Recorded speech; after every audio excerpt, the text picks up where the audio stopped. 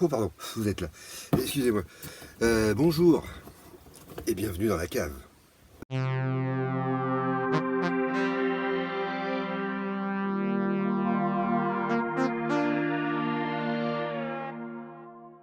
Oui, comme vous l'avez vu, une émission spéciale Serge aujourd'hui, parce que j'aime beaucoup Serge Gainsbourg.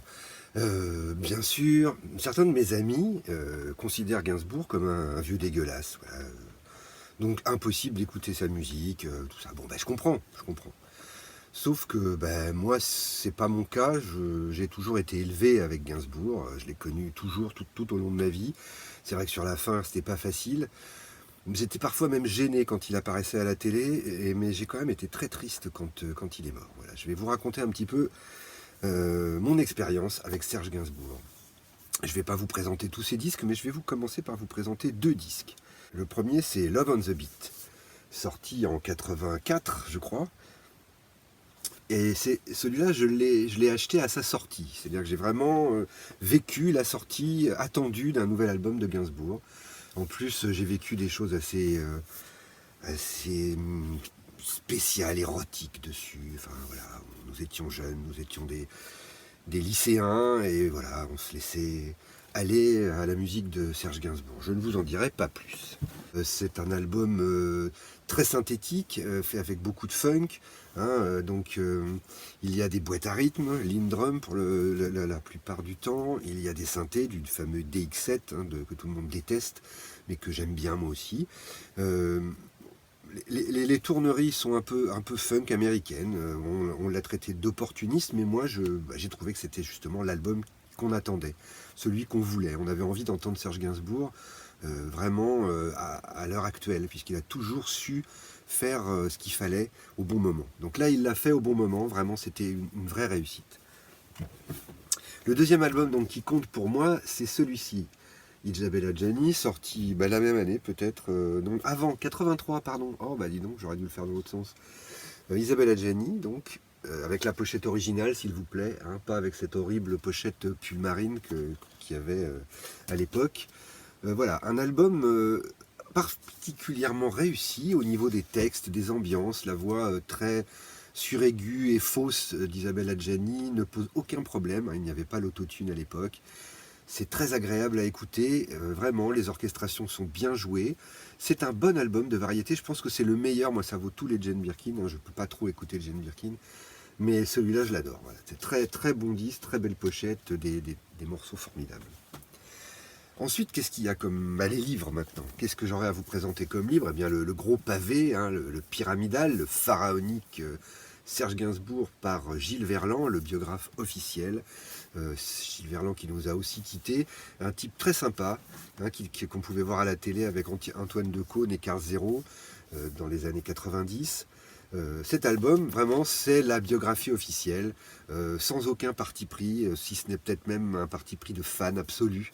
Donc c'est vraiment le bouquin à lire pour connaître vraiment la vie de Serge Gainsbourg tranquillement, c'est-à-dire voilà, sans prendre de risques. Ensuite, je pourrais vous parler aussi de celui-ci que j'aime bien. Ce sont des interviews, c'est encore du Gilles Verland, des interviews de les personnes qui l'ont côtoyé, c'est sorti post-mortem. Donc on a des interviews de Vanessa Paradis, de Bambou, de Jane Birkin, de France Gall, de Brigitte Bardot.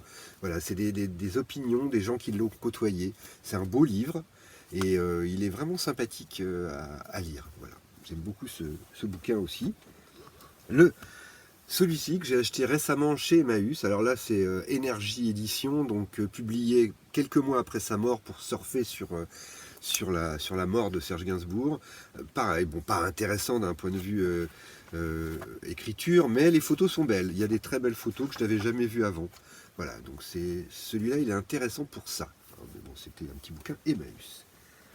Ensuite, Gainsbourg sans filtre, donc ça c'est dans son édition originale, écrit par Marie-Dominique Lelièvre, donc le journaliste pointu de Nicolas Ingemuth, excuse-moi si tu m'écoutes, qui écrit surtout à rock and folk, a qualifié ce livre de meilleur livre jamais écrit sur Serge Gainsbourg, et en plus, paraît-il, il est extrêmement bien écrit.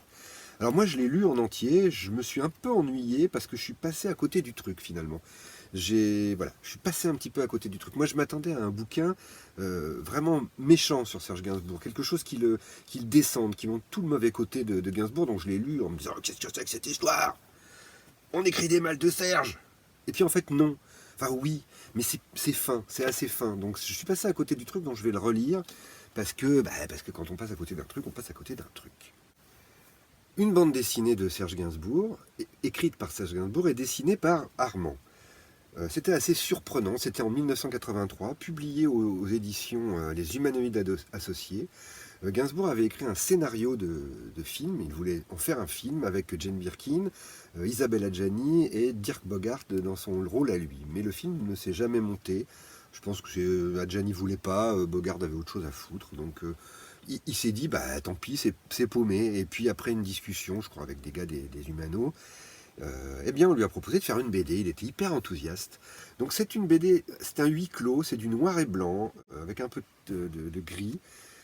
C'est pas mal, c'est très joli, c'est une histoire à la Gainsbourg, c'est-à-dire c'est comme une chanson qui se développerait sur 48 pages. C'est assez immersif, voilà, on ressort un petit peu... un petit peu tourneboulé de ce truc en se disant j'ai lu toutes ces pages, j'ai été immergé dans une histoire dépressive, voilà. Mais une BD intéressante et surtout Gainsbourg est très bien dessiné, Armand a fait un bon boulot.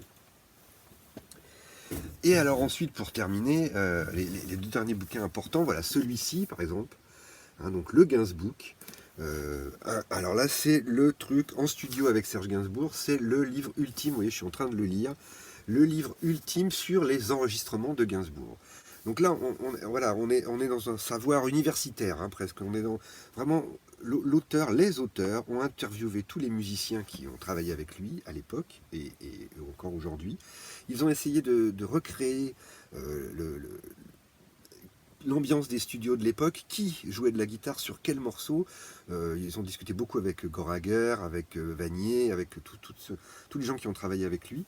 Et donc, pour le complétiste, hein, vraiment pour la personne qui veut vraiment aller au bout des choses, c'est possible en lisant ce livre de tout savoir sur le comment du travail de Serge Gainsbourg. On ne parle pas de sa vie, on parle uniquement de son œuvre, de sa façon de travailler. On voit que dès le début, il avait déjà ce petit tic d'emprunter des choses à droite et à gauche pour les magnifier. Et ça, je trouve ça assez génial parce que voilà, c'est comme ça qu'on avance, hein, c'est comme ça que font tous les plus grands. Et lui, il le fait de façon assumée. Un très bon livre. Et pour finir, je voudrais vous parler de la jeune fille. Je vais refaire le. Je vais refaire celui-là. Je pourrais tout refaire tellement c'est à chier. Hein. Et celui-là, donc, 1983. Et pour terminer, je voudrais vous parler de ce petit livre, parce que là, c'est la réédition augmentée d'un album, d'un bouquin qui est paru il y a 10 ans, une dizaine d'années, La jeune fille et Gainsbourg, par Constance Meyer. Constance Meyer, qui était donc la dernière petite amie de Serge Gainsbourg, une jeune fille à l'époque, qui a rencontré cet homme qui était fan de lui, et lui est devenu fan d'elle. Et donc, quand il est sorti, franchement, j'avais pas envie de le lire. J'étais un peu jaloux. Voilà, jaloux, parce que voilà, elle l'avait connu de près, hein, parce que moi, tiens, je vais vous raconter une anecdote. Je reviendrai sur ça après. Par exemple, moi, dans les années 80, à la fin des années 80, j'allais chez un ami, un après-midi, comme on avait l'habitude de faire au lieu d'aller à la fac. On allait écouter de la musique, fumer des pétards et refaire la vie, voilà, chez mon pote. Mais ce pote était aussi fils d'un réalisateur célèbre. Et ce jour-là, en arrivant chez lui avec Pierre et Manu, je crois, on sonne à sa porte comme d'habitude. On se dit on va rentrer, on va aller s'asseoir dans le canapé et tout, ça va être sympa. Mais non, il arrive, il nous dit non les gars, je peux pas aujourd'hui, je suis avec Charlotte. Et nous on est resté là, merde, Charlotte. Non, repassez une autre fois. Voilà, donc ce jour-là, eh bien, j'aurais pu rencontrer Charlotte Gainsbourg, mais non, je ne l'ai pas rencontrée. Voilà. Nathan, pas merci. Hein. Mais je t'aime quand même, tu me manques d'ailleurs. Voilà, donc je reviens sur Constance, qui c'était la même époque d'ailleurs, hein, qui était donc la dernière petite amie de Serge, et j'étais un peu jaloux parce que moi je n'ai pas pu rencontrer Serge à cette époque. Mais et puis aussi, j'avais pas envie de savoir cette intimité. Je me suis dit ça va me déranger. Voilà, Je voulais pas savoir. Voilà. Et puis, voilà, l'âge faisant, je me suis dit, mais bon sang, il faut que je lise ce bouquin. Et je l'ai lu. Et là, je me suis retrouvé en train de lire un journal intime, un peu comme si je lisais un bouquin écrit par Sophie Marceau dans La Boum. Voilà, un truc, je prends ma mobilette, c'est merveilleux, Paris s'ouvre à moi, je vais chez mon amoureux, on va dîner au restaurant le soir. Enfin, voilà, plein de petites anecdotes comme ça qui restent un peu perplexes. Je reste un peu perplexe là-dessus. Et puis quand je finis le bouquin, je me dis, j'étais pas content encore. Je me suis dit, mais quoi, il y a quoi là-dedans, il y a quoi? Et puis il m'a hanté, ce livre. Et voilà, il m'a hanté encore un peu. J'ai repensé aux anecdotes, j'ai repensé aux trucs. Et finalement, je me suis dit, mais en fait, c'est génial. C'est génial. En fait, voilà, Serge Gainsbourg avait ressuscité dans ma tête, dans mon cœur. Voilà, j'avais vécu quelque chose que je ne pensais pas du tout vivre. Euh, C'est-à-dire une intimité avec un type sympa, rigolard, qui avait envie d'amour, de simplicité, qui était un mec vraiment humain, quoi, voilà. Et, et voilà, donc j'ai vachement aimé ce bouquin, finalement. Voilà, je l'ai vachement aimé. Euh, c'est très mignon, quoi. Voilà. Il y a plein de choses voilà, qui sont effectivement le livre d'une adolescente, certes, mais voilà, une adolescente qui a vécu un truc particulièrement bizarre et à une époque où, bon, voilà, c'est un peu tendancieux tous ces trucs-là. Ben là, c'est pas du tout tendancieux. Voilà, y a rien. Voilà, c'est très sympa. Donc, Constance, merci. Voilà, donc c'était ma petite expérience de Serge Gainsbourg. Faut dire que je suis aussi musicien, je vous l'ai dit, et j'ai piqué des trucs à Gainsbourg aussi pour écrire des morceaux. Donc voilà, la boucle est bouclée. Merci. Bisous. L'album d'Isabelle Adjani, donc formidable. Voilà, comment dire.